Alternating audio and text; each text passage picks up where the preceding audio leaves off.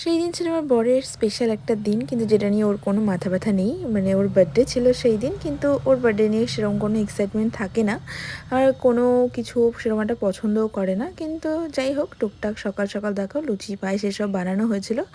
আর এদিকে আমিও স্নান ধান সেরে ফ্রেশ হয়ে নিয়েছিলাম, আর বাইরে বাবিনকেও ফ্রেশ করা হয়েছিল। তো যাই হোক, বিকেল থেকে তারপর আবার ভিডিওটা আমি একটুখানি ওয়াই খেয়ে নিয়েছিলাম, তারপর কাজ থেকে ফিরে এসেছিলো। তো আমি এই কেকটা ওর জন্য বানিয়েছিলাম, মানে আমি বানাইনি, আমি বানাতে দিয়েছিলাম একটা দিদির কাছে, আর পুরো ডিজাইনটা আমিই দিয়েছিলাম। আর খুব সুন্দর বানিয়ে দিয়েছিল। আর ও এটা দেখে বলছিল নীল কালারের কেক এনেছো, এরকম বলছিল।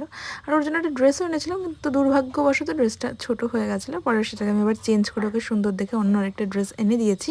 তারপর আমাকে অনেক রিকোয়েস্ট করার পর ও রাজি হয়েছিলো কেকটা কাটতে। ও সেরকম একটা কেক টেক কাটতে পছন্দ করে না, কিন্তু আমার ভালো লাগে, তাই আমি ওকে দিয়ে প্রত্যেক বছরই কেক কাটাই।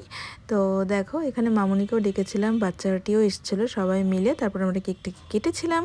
আর কেক কাটার পর ও এতই খুশি হয়ে গেছিলো যে প্রথমে নিজেই খেয়ে নিয়েছিল। আর এখানে বাচ্চারা বলছিল আমাদের দাও, আমাদের দাও, কিন্তু কিছুতেই দিচ্ছিল না। যাই হোক, এইসব ছোটো ছোটো মজার মুহূর্ত কিন্তু খুবই ভালো লাগে আমার। তারপরে বলছিল খুব খিদা পাচ্ছে, আমাকে একটুখানি ওয়াই বানিয়ে দাও। তারপর ওকে একটু ওয়াই বানিয়ে দিলাম। আর এখানে বাবিন আমার সঙ্গে গল্প করছিল।